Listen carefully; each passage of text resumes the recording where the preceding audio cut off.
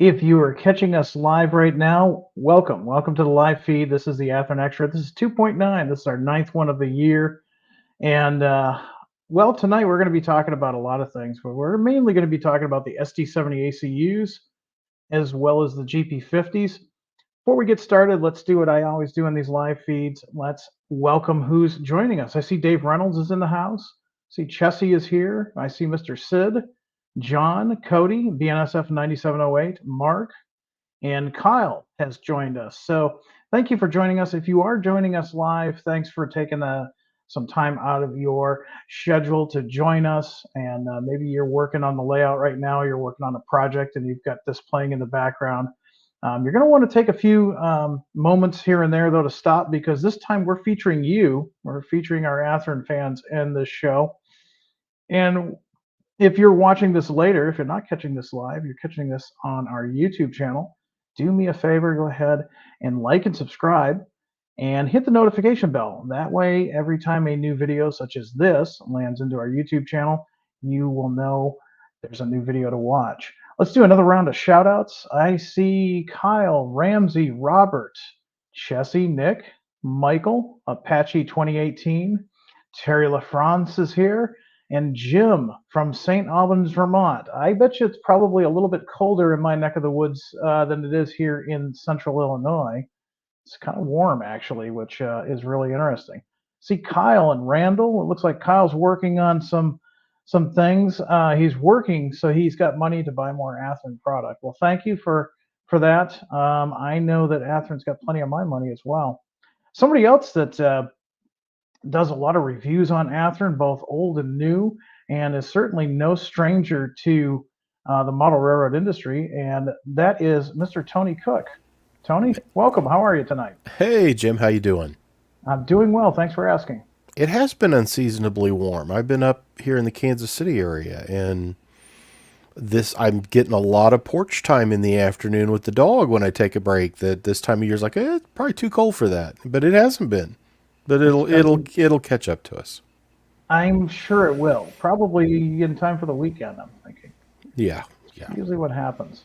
yeah. Tony, just in case for any new folks that are watching us that are not familiar, give a quick description about yourself, what you do, and your background in the hobby. Tony Cook, and I'm a lifelong model railroader and rail fan. Grew up with the hobby. It was my dad's favorite hobby, and if we weren't working on miniature trains, we were out chasing big trains. As he used to say, I don't know what will happen if we ever catch up to one, but well, let's go out and chase trains today. So, but we do that, and trains have kind of always been a part of what I do. And in the last 12 years, Model Railroad News has been part of that. I've been the editor of it for White River Productions. Also, HO Collector Quarterly, which goes to an annual for next year, 2024. That'll be out after mid-year. And then Diesel Era is also a quarterly that White River acquired a few years ago, and I do that as well. And then I have my modeltrainresource.com, which has some of my hobby history sites, and I do unboxing videos there. And I put up the tunnel motors that came out recently, the Athearn tunnel motors, the SPs, and had some nice reactions on those. Those are really nice looking pieces. So all kinds I of train stuff. Train stuff, it's all trains, all day, all the time. And one thing that a lot of folks may not know is you're native to Illinois. I'll say Illinois. I won't say Illinois. And you kind of grew up in the hot spot of full-scale railroading. Isn't that correct? Oh, absolutely, yeah. North, basically between Springfield, Illinois, and St. Louis, Missouri, is where I grew Oh, up. And yeah, weekends were spent, either chasing trains, Springfield, Peoria, St. Louis, and man, you have the eastern roads coming in, the western area, and everything met, there. So yeah, it was a wonderful time in the 70s to be a kid and growing up and seeing the last of F units and Alcos and all that, and yeah, neat stuff. yeah. I mean, you get to see a lot of, like you said, a lot of railroads. A lot of railroads that unfortunately are no longer here. They've been merged or they've gone away. But you definitely saw some interesting motive power if you said you were primarily following this throughout the 70s and 80s. I mean, that's a great time for Yeah. anybody to be rail fanning. Oh, absolutely, absolutely, yeah. Well, we're going to talk, interestingly enough, a little bit about rail fanning. And as you know, this month we announced the uh, SD70ACUs. And this will be the third time that we've announced these. The first time we announced them, it was a big secret. We announced them in, I believe it was about October of 2020. It was right after I came on board, actually, for Athearn. And big release. We released two of the military tribute locomotives. Those have since been delivered. And they sold out quick, as you can attest. I tried to get you one for review, and I think you ended up. I think Midwest Model kind of helped you out with that one, if I remember correctly. And the second ones we announced about a year or so ago. Those are going to be here shortly, but a lot of people were asking for probably the one that's the most common. And Tony, I'm going to throw this out there because I know you know the answer. Which of those military tribute locomotives you think was the most popular with rail fans? Out of the CP group, that set out of the four. Or? Yeah, out of the CP group. Yeah. There's, I think we're looking at 5 total. So you had the two Army units, and then you had the Navy, and you had the Air Force version. But there was one special one that they did, and I probably, every time we did a release of these units, probably would get 10 comments in the comment section a day asking for 6644. And that's the one that they basically copied a Spitfire, a Royal Canadian Air Force or a Royal Air Force Spitfire, and applied it to the locomotive. And of course, personally, it's one of my favorites. I mean, the Spitfire was always my favorite airplane of World War II. I was the odd kid. I didn't care for the Mustang as much as I did the Spitfire. But really, a lot of crowd reaction on this locomotive. And so for this time, we're going to not only introduce a 5 set, but we're going to introduce 6644. And so everybody that's wanted this one since we announced these back in 2020, they now have a chance to pre-order these. And I can tell you that if you and I don't pre-order one of these, I don't think we're going to get one when they come in 18 months from now. And I know on the one set, I think I saw Janik answer someone's question, because I didn't realize this. That one group set that has, 4 locomotives, it is going to come in a special box. Yes. Which I didn't anticipate. I just assumed it would be regular Genesis packaging. So, of course, the collector in me suddenly was like, oh, yeah. And, John is basically, if I had a wish for Christmas, it would be somehow to clone Janik and John.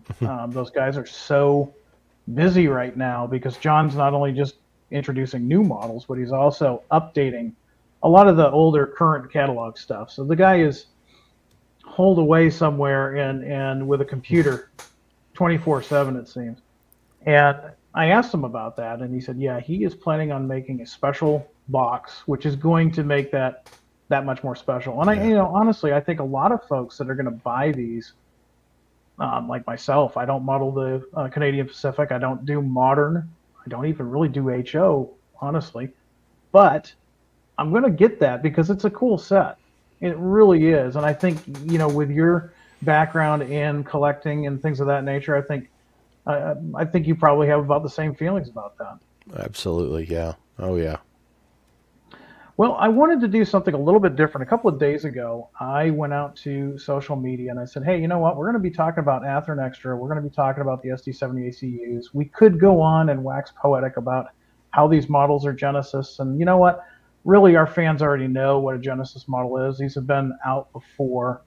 I thought, you know what? Let's do something a little bit different. Let's showcase what our fans have. And so word went out on social media, and our fans did not disappoint. In fact, the biggest thing I had to do both yesterday and today was to see how many pictures I could get in for tonight's live feed. So, neat. If you're out there in YouTube land or Facebook land and you're working on the layout, maybe go ahead, get yourself a good cold beverage, maybe some pretzels, sit back in the chair, and let's do a good old-fashioned slideshow Yeah. on the SD70ACUs.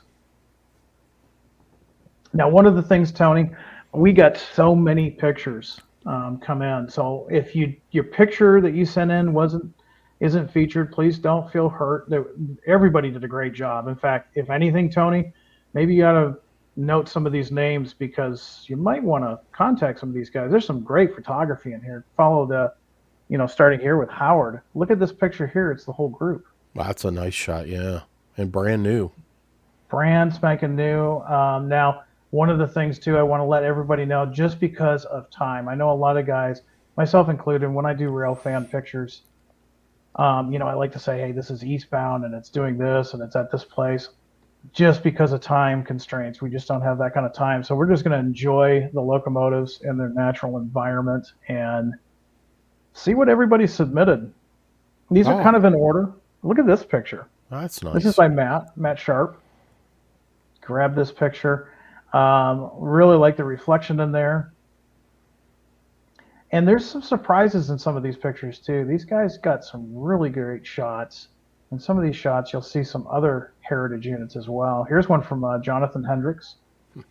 Here's 7020. This is what they call the military version and temperate zones, or kind of like a jungle scheme.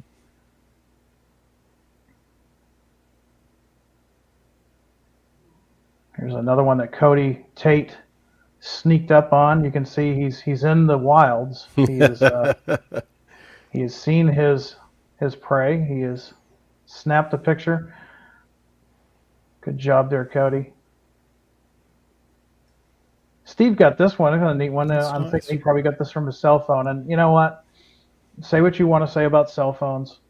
There's been many times I've gone rail fannings with friends, and I'll see something say original Rock Island covered hopper that hasn't been marked up, and it's in relatively good shape. If I just tell you that, you're never going to believe me. I call it proving that there's Sasquatch.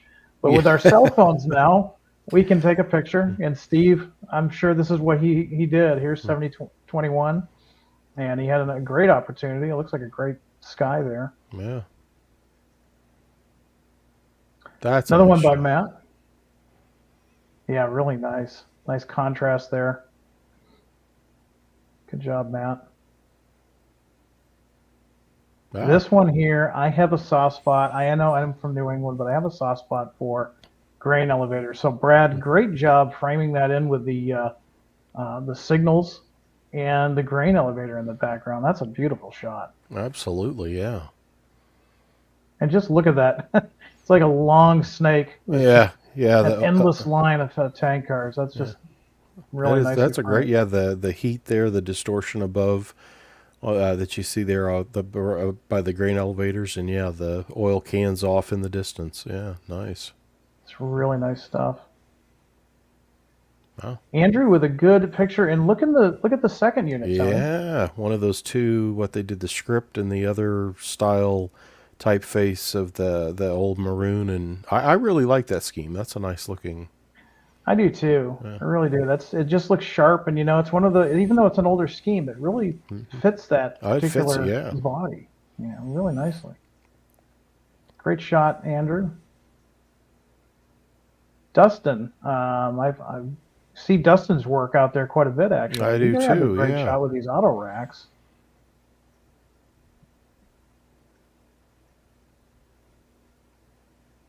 Another one. This one is from Ross, and this is an auto rack setup as well. Looks like winter, or maybe late winter. Have you got to see any of these CP units out rail fanning? Have you caught any in your area? Tony, I haven't, which is kind of odd because they do come in this way occasionally, but I have yet to catch one of these. I would really like to. I don't remember which one I've seen, but I caught one of them in Nebraska on the UP.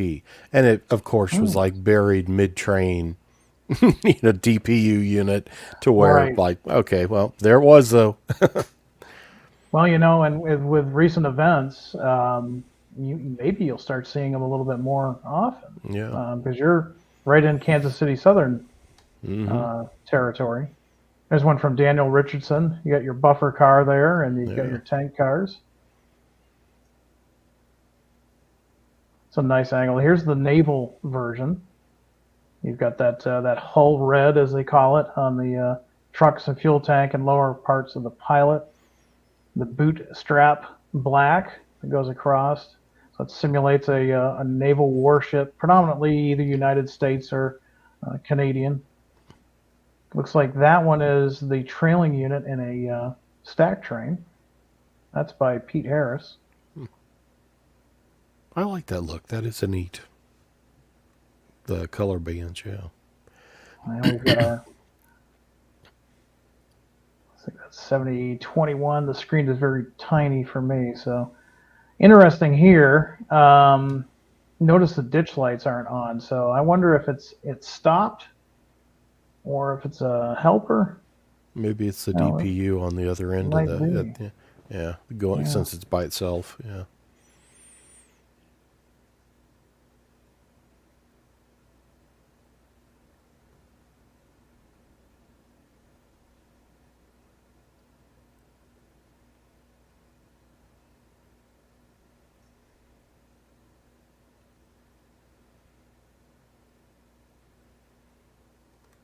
Oh, looks like Jim's internet may have frozen up there on us. We'll see. I'm sure he'll pop back here in a second. But yeah, I would guess that's got to be the DPU unit on the end of a oil can train. And I don't know, when Jim comes back, I'm curious on the nose headlight, the color bands on the one side, that someone needs to explain that to me. I don't know what that is.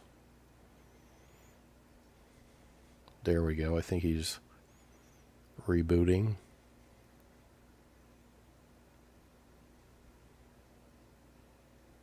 But lots of great pictures tonight from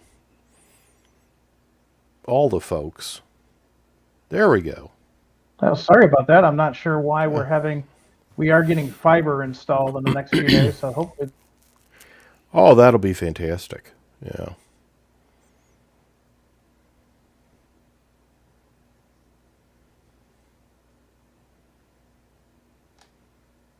Oh, well, it looks like he came back, but then he's disappeared on us again.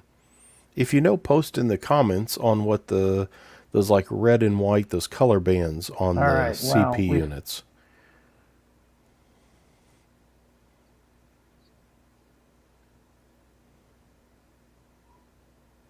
All right, I think we're back, folks.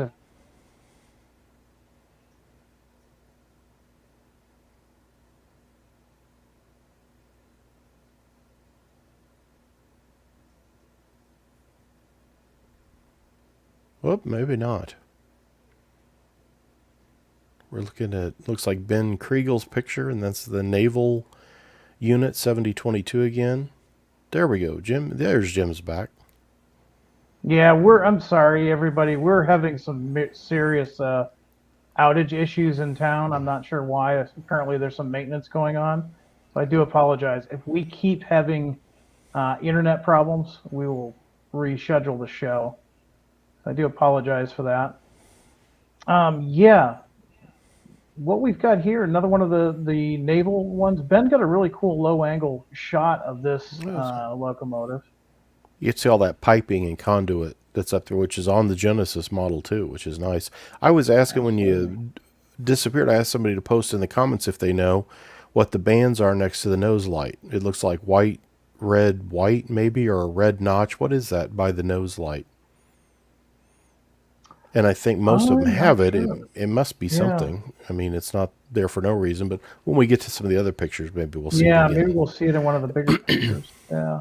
And I don't know what that is. Here's a cool shot by Steve. Nice little prairie shot. A little bit of weathering on 7022 there. Yeah. Starting to show some weathering. Really nice contrast on Kalen's picture. I thought this was really neat.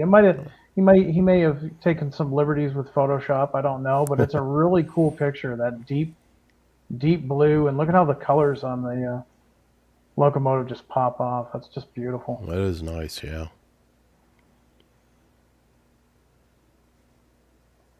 Time to feel cold. It looks like Ross got another winter picture here, a 7022. What's amazing how that color really brings out the detail in the underframe, the tanks, the truck side frames. That's really It neat. really does. Yeah. Really does. This one by Casey's really neat. The prairie pictures. I mean, this is a nice picture, and I really like the Canadian Pacific paint scheme. Of course, I guess that's going to change now. I'm not quite. I guess they settled on a paint scheme. I don't know if you've heard any more about that. I get asked that quite a bit, and I know there's a couple of like hydrogen or something test units that do have CPKC on the side, but they're also in a non-standard. They're in like a white and a light green. They're in a not a typical red, but yeah, I think the red scheme eventually we're getting the CPKC will be on the sides, and I did hear some rumor of maybe an order coming out of GE in Fort Worth, but then I heard no. So I don't know. I know nothing's been repainted to my knowledge at this point, or haven't seen or heard. So, but I haven't heard come on. anything. Oh, that's Here's nice. one to make it cold. Yeah. Desolate Stack Train. This one by Chris.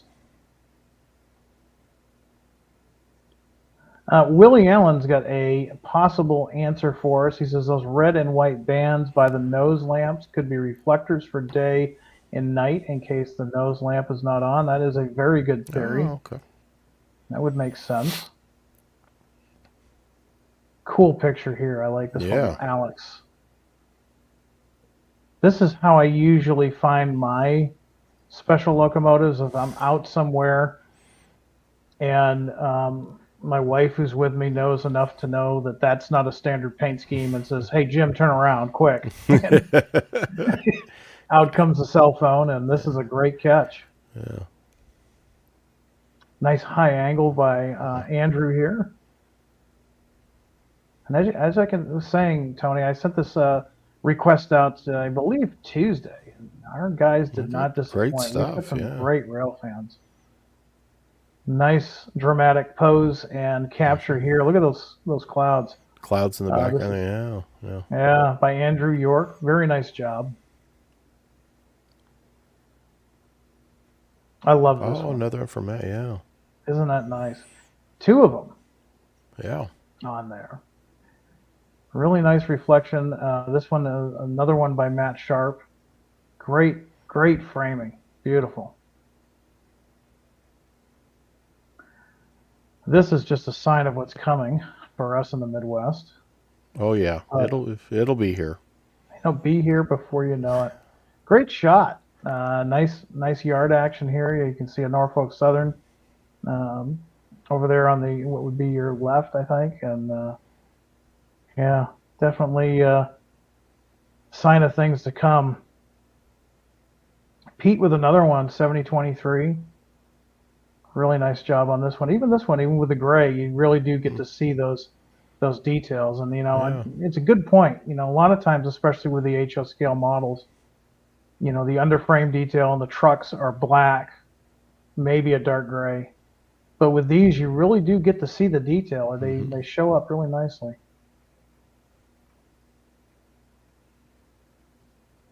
Nice one from Tanner. I mean, that backdrop looks pretty convincing. That's a really great backdrop he's got going on there. Looks a little elevated there on the curve, kind of leaning a bit slightly. Yeah, nice. Super elevation. Yeah, it's great. Here's one from Tim Farrell. Again, he was in the bush. He was waiting, and the opportunity came. And great shot. Really nicely framed. Now this one here, this is really cool. Now, Tyler, if you're watching this, if you're on here live, do me a favor and I'll try to catch your comment. But this to me almost looks like a painting. Oh, it does. Yeah. I don't know if that's. You mentioned Photoshop. Is it Lightbox or what? I know there's a couple other programs, but yeah, it does look like it's maybe been tweaked or sweetened a little bit. But nice shots showing the train all the way back in the distance. Yeah, really nicely done.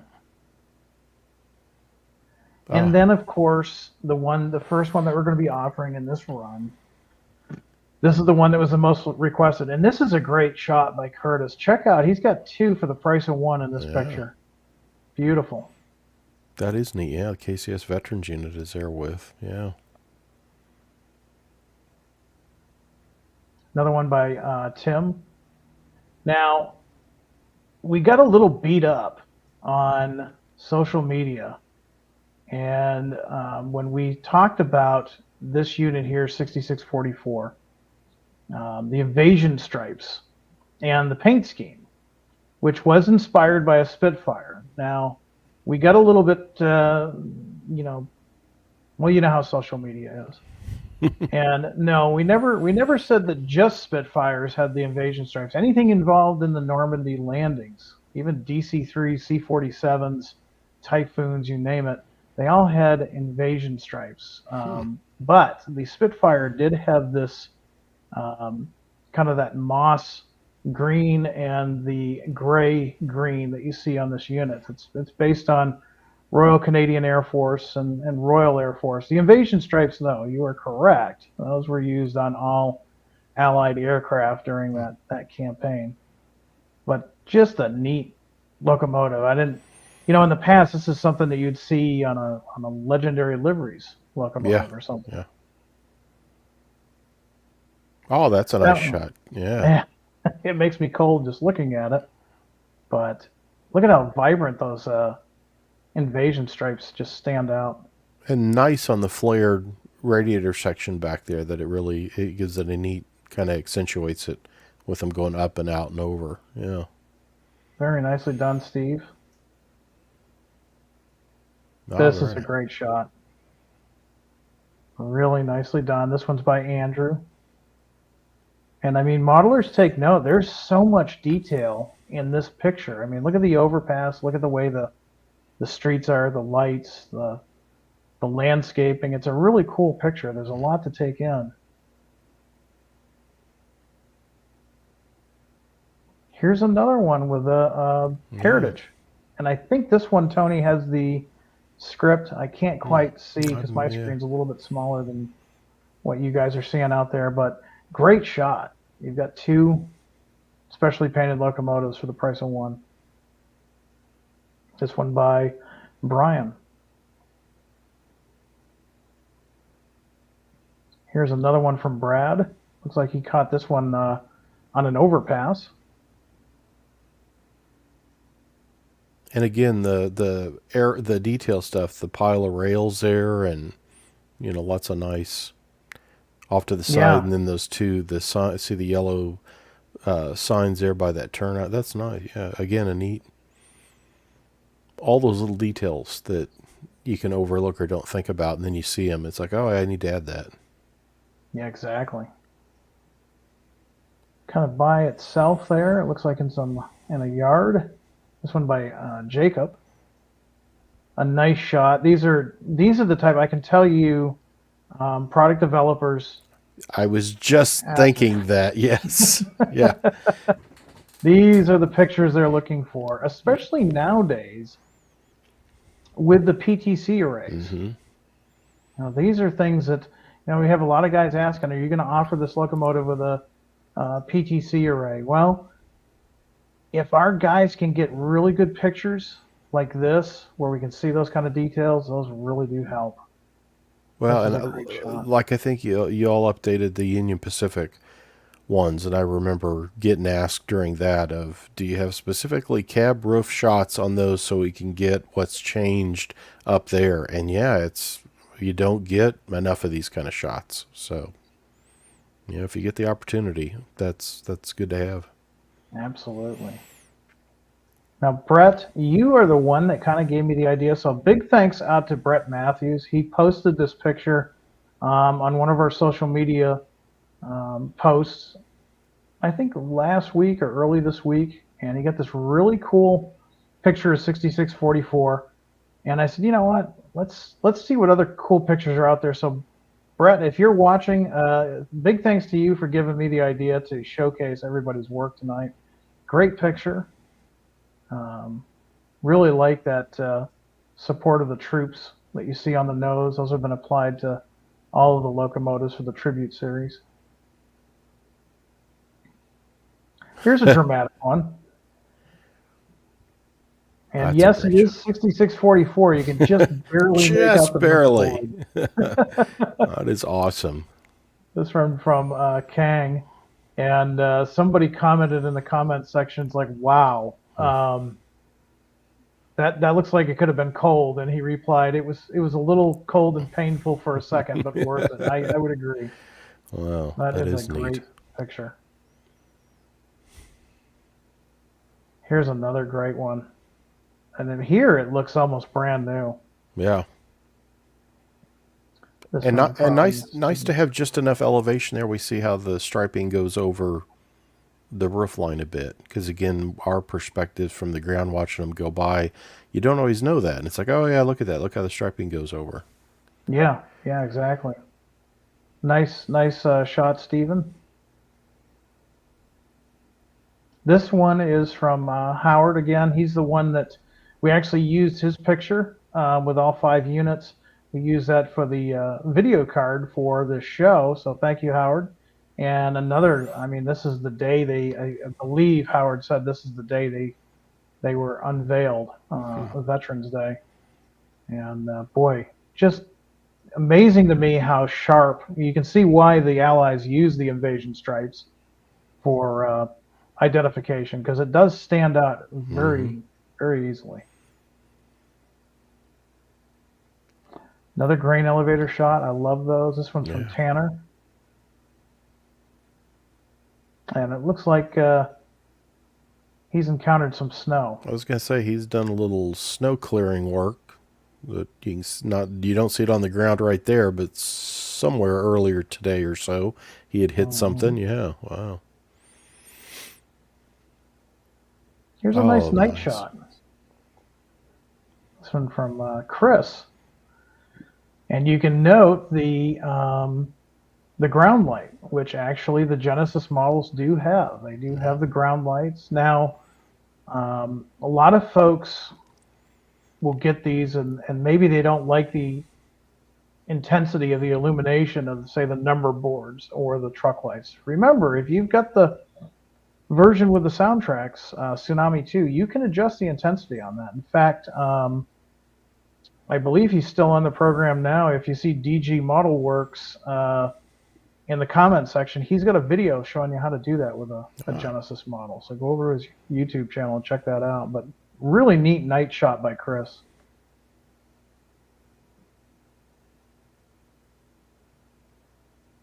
Nice. I guess that would be maybe early spring from Matt Sharp. Nicely framed with the road, the rural road. Yeah.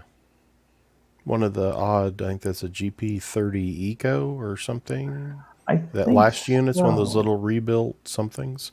I've seen one in Kansas City before, and they're odd ducks. They are. They're kind of neat. Yeah. Kind of a neat locomotive.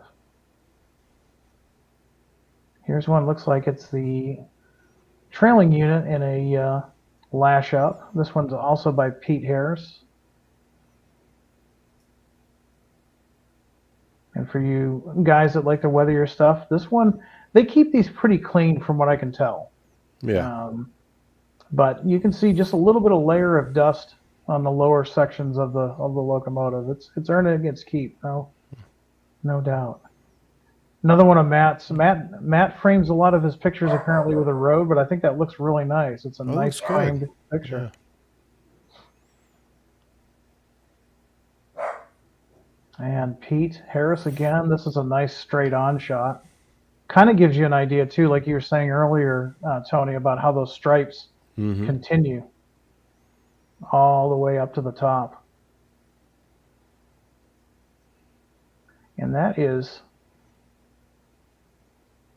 our SD70ACU presentation. So I think a round of applause, not real loud, but a round of applause goes to our fans. I think our fans. Nice stuff. Yeah. At Athearn, you take a bow. Thank you for everybody that participated in this. We had, if I didn't use your picture, please don't take offense to it, because I did have to stop at some point and format all those and get them online. But you know what?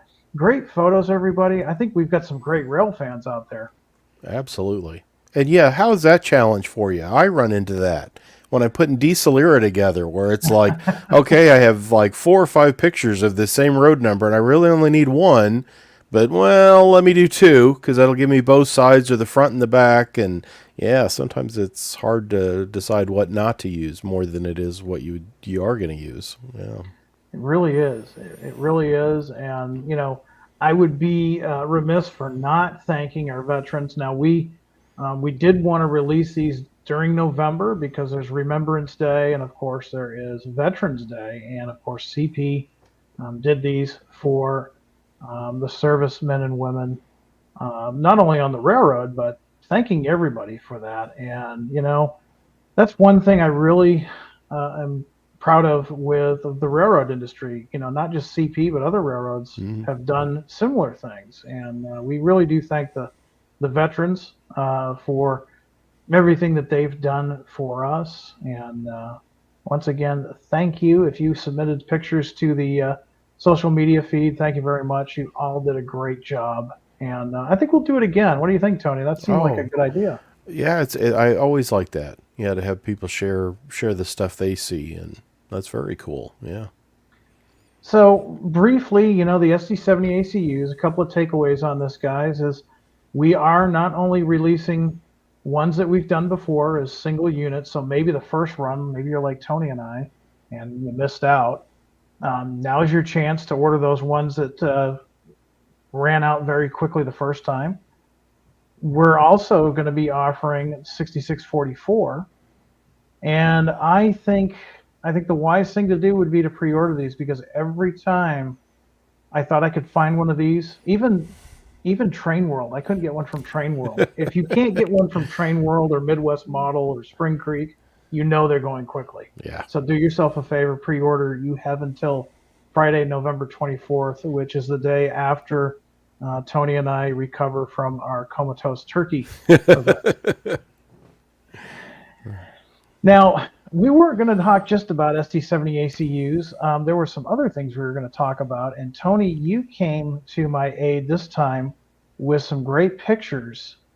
And we're going to switch gears a little bit. We're going to be talking about Athearn now, not just Genesis, but the GP50s, the Athearn GP50s.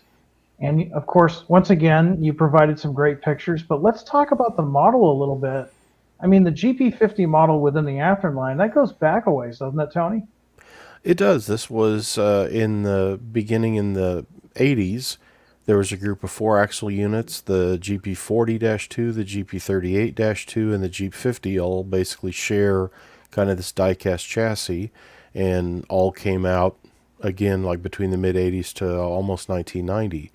And yeah, the 50 came out as the phase 1 version, and then in the 90s a later phase with that blower duct, the angled thing on the side, was brought out as well as a later phase. And I think you have maybe both in this coming run. It's now a regular Athearn release, but you're adding what you told me before. I didn't realize it's going to be sound ready.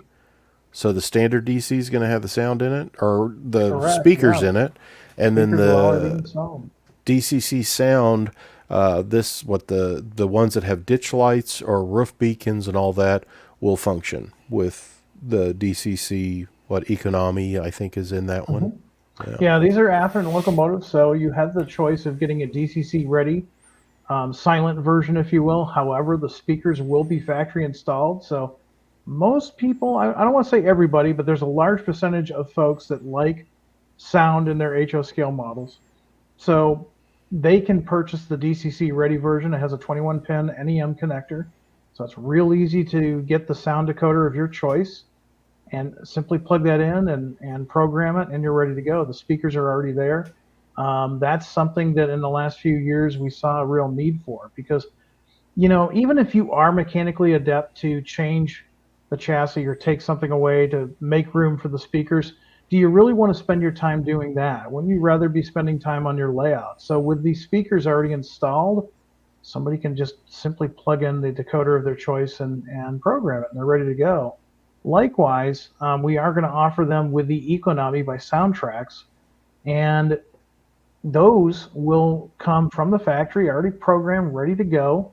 And so we're offering we're offering models in this run that may include beacons or they may include um, ditch lights. And in those cases, those ditch lights and those beacons will work based on the prototype.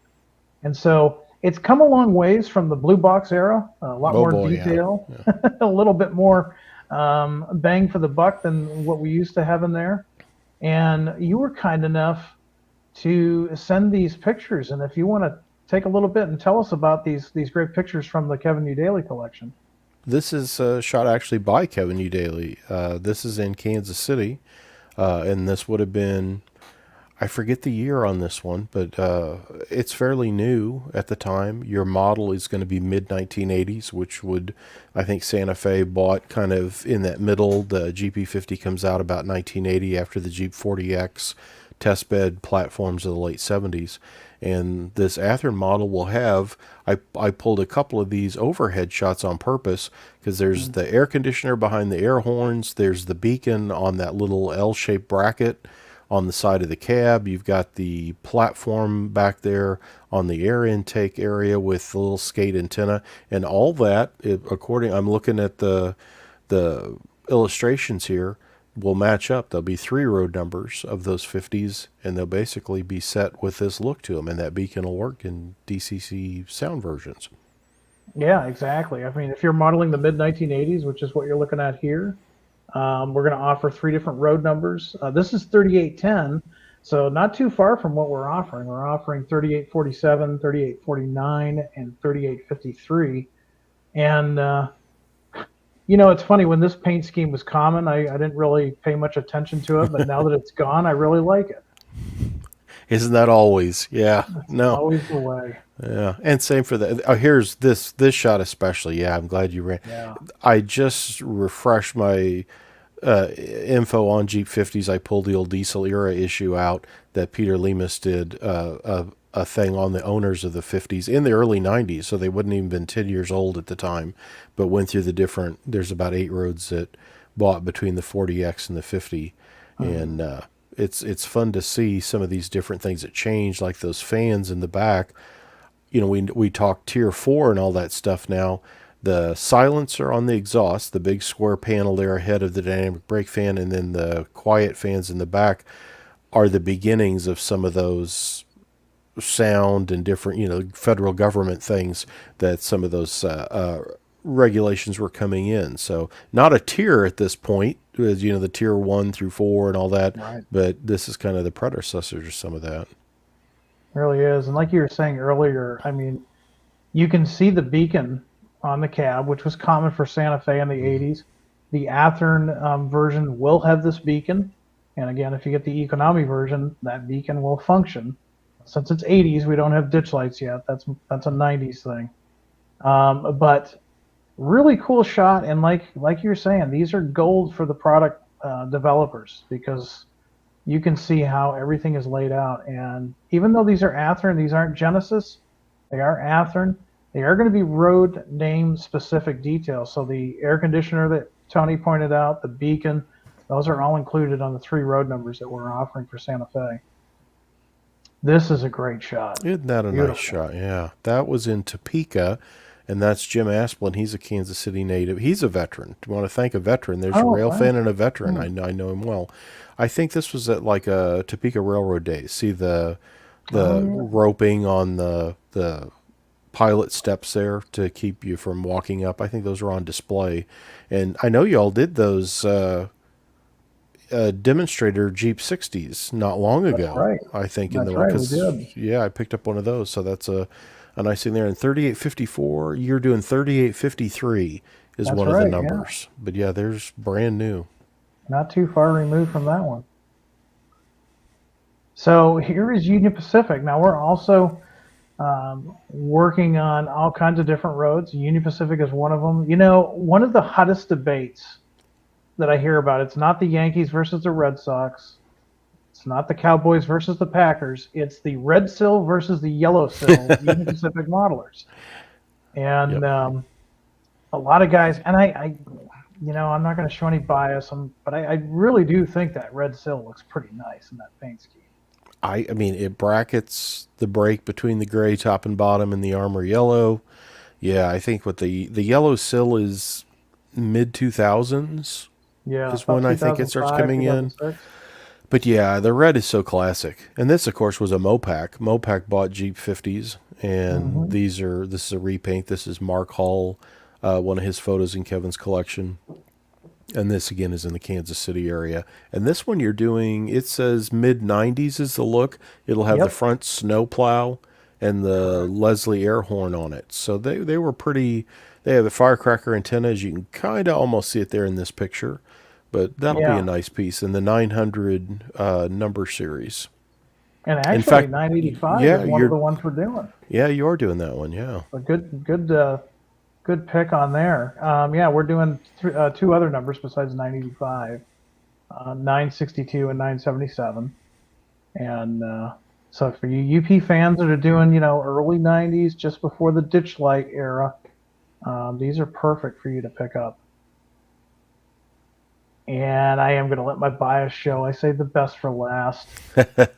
The good old Burlington Northern Whiteface. Now, these are cool, and the Burlington Northern and the predecessor rows that made up the Burlington Northern were just cool prototypes. And one of the reasons why I enjoy the Burlington Northern so much is you see the ditch lights in this picture, Mm-hmm. and you probably know where I'm going with this because we did this with the SD60Ms, and we're also going to do this with the Athearn GP50s. Now these are mid 1990s, but this was before the ditch lights as we know them were standardized. Yeah, those are kind of And odd looking on there. yeah, do you remember why they're like that, Tony? No. So in the 90s, the Burlington Northern did a few different experiments for grade crossing visibility. One, of course, is the whiteface, which is considered by most Burlington Northern fans to be one of the best paint schemes they had. But another thing they did was they had these ditch lights, and when the horn was signaled, coming up to a crossing or such, those ditch lights would flash, but they're not like the modern alternating wigwag lights that you see on a Norfolk Southern. It was a strobe effect, much like a Ah, camera. wow. And so they don't really alternate; they just kind of flash randomly. And it was an attempt to get drivers' Hmm. attention that there's a train coming. It was a very short-lived project, but the GP50s as well as the SD60Ms and other locomotives were fitted with them, and that is something that we're going to be offering on the three different road numbers for Oh, wow. Burlington Northern. Again, mid 1990s, early 1990s. We're offering three road numbers: 3117, 3132, and 3141. And if you get the economy version, when you press the horn, they're just going to flash like strobes, Ah, just like the cool. the full scale did. A Huh. really neat picture you got here. This one's from Jim as well, isn't it?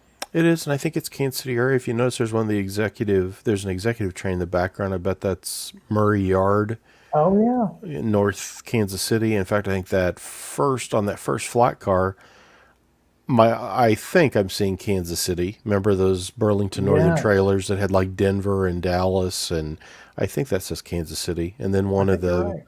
the B, oh, I think it was a B37A. They actually bought those without cabs. Yeah, the capless. I think that is. And then there's an NS. I think that's a Jeep 40 high hood. But yeah, that 50 is a slightly later phase, which has that Mhm. angled piece behind the cab and a straight sill. That the earlier 50s had kind of a notch up and over the air tank, so the white stripe on the sill. If that was an earlier 50, you'd see kind of that reverse That's fish right. belly of sorts to it. So, That's right. but Yeah, yeah, wow, that's and of neat that course, it's going to have that light thing. I didn't know about. I knew the dish lights looked odd, but I didn't know why or what. And wow, you're gonna have it on the model. That's cool. yeah, it was something I had honestly had forgotten about at the time when BN was using them, and I was back in New England, so I didn't get to rail fan them at that point. By the time I started rail fanning Burlington Northern, they had moved on to standard ditch lights. But yeah, I mean, it was a cool feature, and it's something that we're going to add to these models. And something else that's really cool about these. Years later, these became they kind of got demoted. They became GP25s, Yeah. and they work now for the BNSF. And we're going to offer three different road numbers of these same locomotives, but designated as GP25s. They've dropped the horsepower from 3,500 to 2,500, if memory serves correctly. And basically, they're going to come in the premium heritage paint scheme. You probably see those quite a bit where you're at in Kansas City. I do. In fact, I almost shared it with you, but it wasn't the right. It was an older, it wasn't the wedge scheme, but down in Rosenberg, Texas, in the Houston area, I caught one of those in the last year in a mix. But again, somehow it was still holding like an old Heritage One scheme, but was a Jeep 50 that had been, as you say, down rated to a Jeep 25. Brad's going to debate me. He says that has to go to the original executive screen. Yeah, you know what he's talking about. Basically, like what we've got here in the corner, the F unit and the Yeah. SD70 Max. Yeah, it was cool. I don't know. I'm kind of partial to Cascade Green. I know a lot of guys in my area in Central Illinois really like the white face. I What? like that. I like the tiger stripe. There were some of them that had the Oh yeah, orange and black, and I like the white face because it got the huge BN both on the nose and the side and the large. The BN on the side always reminds me of, I think it was Lionel's Jeep 30 of the 1970s had where it's like that's nothing close to prototype with this huge, and then it's like years later it's like, oh, looks like somebody finally has done that as a right. prototype. Yeah. We're also going to be offering three different road numbers of the Central Railroad of Indiana. That's going to be Oh, offered as well. And that one will have front and rear ditch lights as well as a beacon on the cab. oh, So front and that's rear. Wow. yeah, if you like lighting effects, that's going to be the one to get. And And then you know it's what? red, white, and blue, right? It's a Yeah, Rail red, white, and America. blue, Yeah. correct. And then we've got one last one that never really happened, but I know you like the legendary liveries. Oh, yeah. We're going to do Conrail I saw GP50s. that. I saw that. And it's one of those, when I first looked at that and saw the legendary livery logo, I had to stop for a second. I'm like, why? What? It's like, oh, yeah, no, Conrail didn't. But yeah, again, it's kind of one of those like, yeah, that works. Yeah. It could almost work. Yeah, Yeah. definitely. Tony, do you have time to stick around for a few questions and then we'll let you go? Oh, absolutely. All right. So I'm going to go ahead and move us around a little bit. Here's your chance to interact in the show once again. If you got some questions for either Tony or myself, go ahead. If we don't get too many questions, we're going to let you get back at it. It is not quite the gateway to the weekend, but we're getting close to We're getting Friday. close. Yeah. Did you see? I want to do a shameless plug here. When I saw this, I thought of you Uh, immediately. oh, McGinnis Jeep on the cover, GP9. Look at that, Oh and yeah, man. the Hoosac Tunnel. Yeah, this is Don Janes, Oh, and his railroad has got it's a. He also has CP. It's not all Boston and Maine, but yeah, the minute I opened this up, I thought of you immediately. But that is December's Railroad Model Craftsman, and it has the collector consist is in there. Remember, we did the show on it, Wide Vision cabooses recently. that's right. The history of those, so that's in there too. But check that out, and it's rrmodelcraftsman.com is the magazine's website. Otto Von Drop puts that together. But it's Yeah. funny as friends in the hobby, as you open stuff up or like that. The minute I saw that, I'm like, oh, Jim Wiggins going to be real happy with this issue of RMC. Yeah. I get that with numbers sometimes too. I don't know if that happens to you, but every once in a while I'll look at something and I'll see numbers like 164, and I always think of Michael Ostertag for some reason. I don't know why, I don't know why either. but I don't know why either. quick plug too for HO Collector. Now, in years past, it's been a quarterly issue. You're changing format going into 2024, correct? Correct. It's been like a 68 page. Well, it went up to 68 pages in the last couple of years. The fourth quarter 2023 edition is out now, And then for next year, 2024, I think it's like almost 120 pages.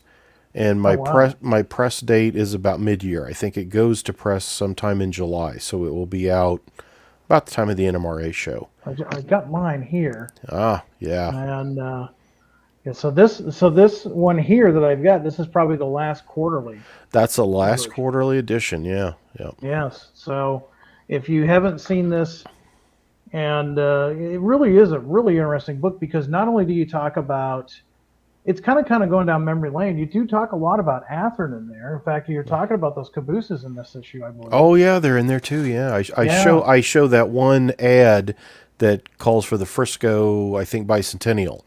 That that's was in right. the original announcement and then changed. So, and those are always fun. Of, oh wow, what was this? It's like, yeah, no, it was never made. Yeah. Yeah, definitely.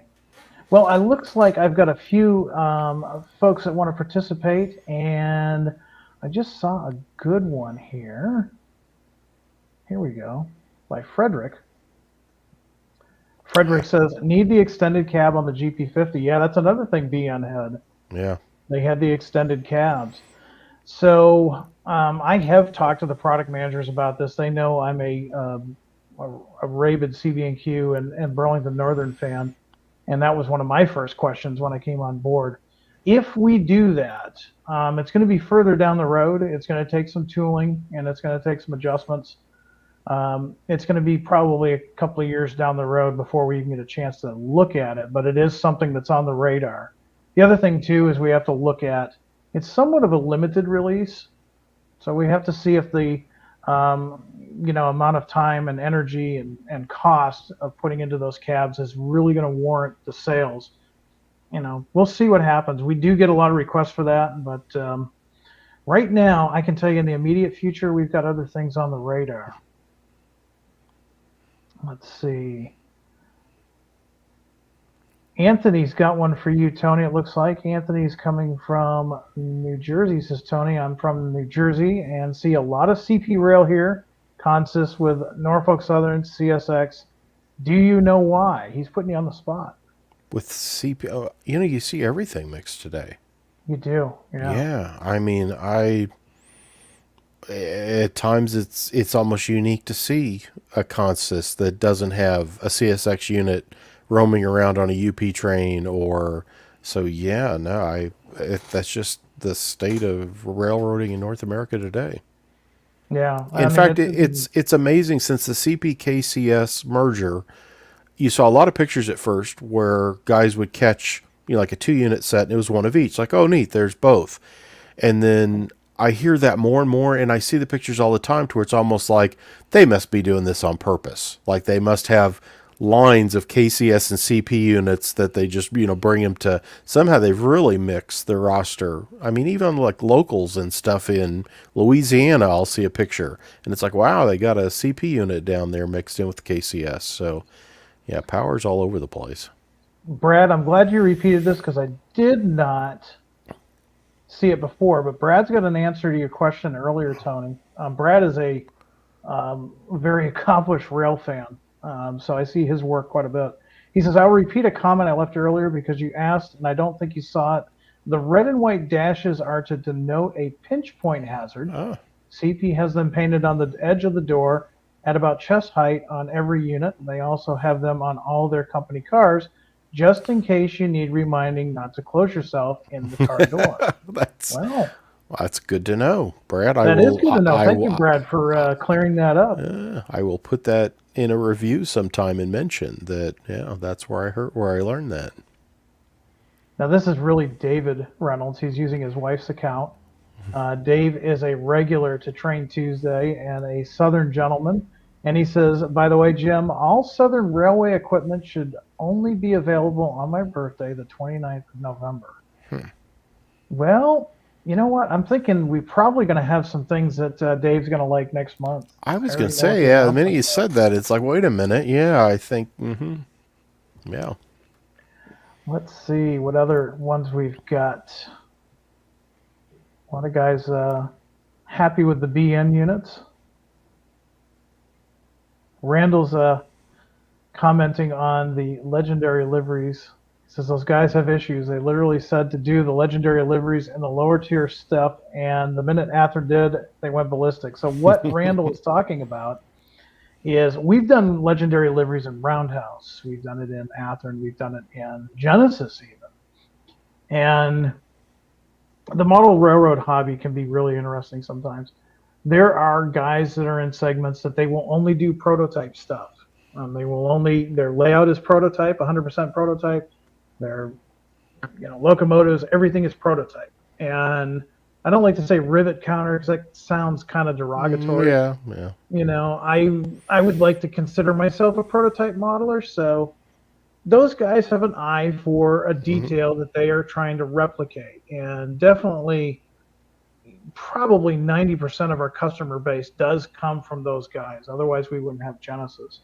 But we do offer these legendary liveries, and I kind of call it the plausible. Janik is really responsible for a lot of these, and he does a great job of sitting down and doing the research and saying, hey, what if this had happened? And in case in point of those SD80 Max, when Conrail put in their order, Chicago Northwestern said, hey, you know what? These look pretty good. And that almost happened. So we did a few in Genesis, and a lot of people were like, you know what? We don't want to do that. Do that on the Roundhouse. Do that on the Athearn. So we did, and a few people are still kind of tweaked about it. But the good thing is that Athearn and model railroading in general, I think, is a big enough hobby that there's enough out there to appease all of us, whether we like legendary liveries or super accurate prototype stuff. I absolutely appreciate both. It's I like, and Janik, as you say, big shout out to him. Well, all you guys on that research stuff. In fact, I do the tunnel motors with the Black Widow and the Kodachrome scheme Southern Pacifics in an upcoming model railroad news. And I followed the order numbers because what Janik picked for the Black Widow falls in line like after a 1979 or 80 delivery, and I explained like here's where that hole in the roster would have been that he's picked to put these numbers in.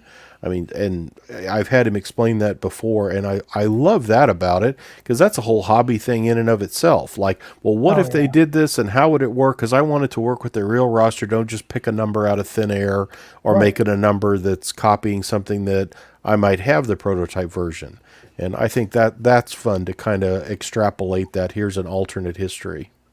Yeah, I think one of the things that people don't realize about the legendary liveries, and I realize it because I talked to Janik, and it's really interesting to talk to him when he's working on a legendary livery like those 40 T-2s, because he'll talk to you as if he's the company that's about to place the order for these locomotives. And so that's why I say it's plausible. Janik really does a lot of research so that, it's not simply just taking a paint scheme and putting it on a locomotive that never had that paint scheme.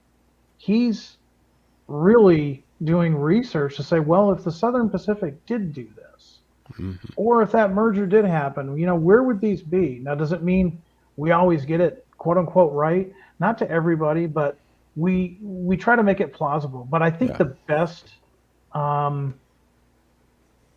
think the best thing I ever heard about the legendary liveries is when we announced the GP15s, coming on 2 years now, and we did the Rock Island Rail GP15.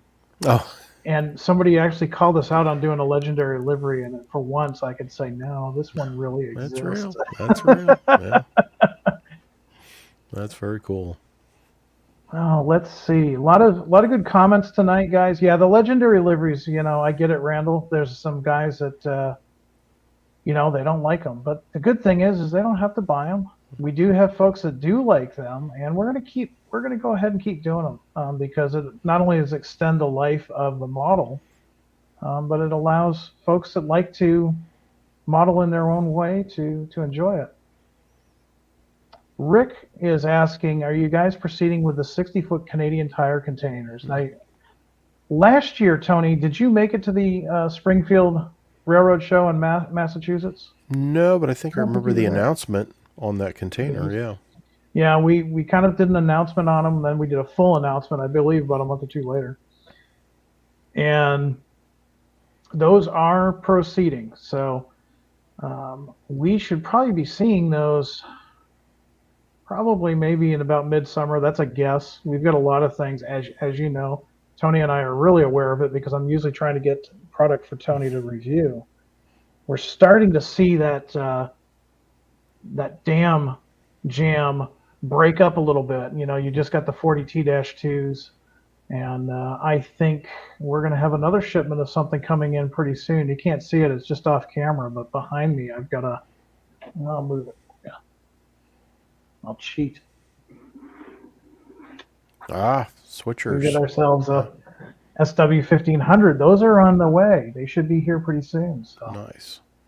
We should be getting some of those to you for review. Let's see. Let's do one or two more questions, and then I'm going to let everybody, including Tony, get back to what they're working on. Chessie has an interesting question for both of us. Would you like to see SD70 Max in the Chessie system? That's a silly question, actually. What do you think? That Chessie paint scheme is one of those that, I mean, I'd buy it on a DDA 40X Centennial if you wanted to do it. I mean, that's a fun, as far as like a legendary liveries, there's certain roads that, and that's a great one that it would be fun to see on almost anything. There is a memory on the top of my head is not there, but guys in the comments, you'll know what I'm talking about. Somebody painted Chessie the Cat on a Spartan Cab EMD CSX unit. And I do too. I grew up with the Chessie. I always like those colors. It's I could see an SD70 Mac in that, and a lot of people saying do it. So who knows? That is neat. Who knows what we're working on? And they didn't make it sadly to wide nose. I think Chessie's newest are SD50s in full Chessie paint, and that big the C with the cat in it would have been great on a wide nose. So it'd be neat to see. Ron is asking anything completely new for next month without spilling the beans. Without spilling the beans, that's appropriate since I grew up outside of Boston. I can tell you for next month. No, I can't tell you for next month. There's going to be something that is not quite all new, but the product developers have been busy revamping some stuff. And I am going to let one secret out of the bag for you guys that still like to paint stuff. Be prepared. So get the airbrushes out because December announcements, which is just around the corner, there is going to be some on deck. We've been listening. A lot of people asking for on deck. So if people want on deck, we're going to start offering some on deck. So. Oh, interesting. Yeah. All right. Well, we're going to end with this question from Split Rock. And he wants to know, where are the steam engines in the future? Are we going to be doing any more steam locomotives in the future? There are days, Tony, where, since Athearn is pretty much all over the country. I mean, our guys all work remote, including myself and Mark. And we're all over the East Coast, the Midwest, and the West Coast. So we have teams. That's how we communicate. And there are times I wish I could kind of, what is it Ray Arnott calls it, the behind baseball, sneak you guys into one of those meetings. The stuff that we talk about would just be really interesting. We have talked about steam. We have talked about it. We also know that there is a segment of modelers out there that are looking for small and medium. Of course, we've done the challengers. We've done the big boys. We do hear you guys that are looking for smaller and mid-sized steam. Now, putting that in perspective, when are we going to be doing those? I can't tell you that because right now, product development is swamped. There are a lot of new projects that we're working on that we're going to release in 2024. And keep in mind, too, that product development is earnestly going through items that are already in our catalog and updating them. And sometimes that means updating the shells so that you get more lighting features, more detail, things of that nature. So we're going to be busy. And yes, at some point we are going to want to revisit the steam models again. So keep keep an eye out on social media. We'll keep you posted there. Tony, before I let you go, thank you for joining us tonight on Athearn Extra and dealing with our strange internet issue. No worries at all. I appreciate being asked. It's always fun to get to visit with you, and I always enjoy seeing the feedback, on our various Facebook pages and the emails I'll get on things. So always neat and great. Those CP SD70ACUs.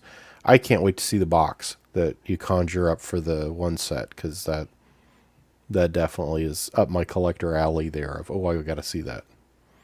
It's really going to be something neat. I know the guys are working on it, and I know our art team will be working on it, and I'm sure, knowing our talented art crew that we have at Athearn, it's going to be something that is definitely going to be something that you're going to want to add to your collection. So I'm looking forward to it as well. And with that, I want to wish everybody a great evening. Thanks for joining us live. If you joined us live, if you caught us on YouTube and you like the content, please like and subscribe and hit the notification bell. We try to do Athearn Extra, especially in the wintertime, once a month. And of course, you can catch me on Train Tuesday, every Tuesday at 7 o'clock p.m. Central. Until next time, everyone, hey, we're getting close to the weekend. So get out there, be kind to others, do some good modeling, and high greens. Good night, everyone.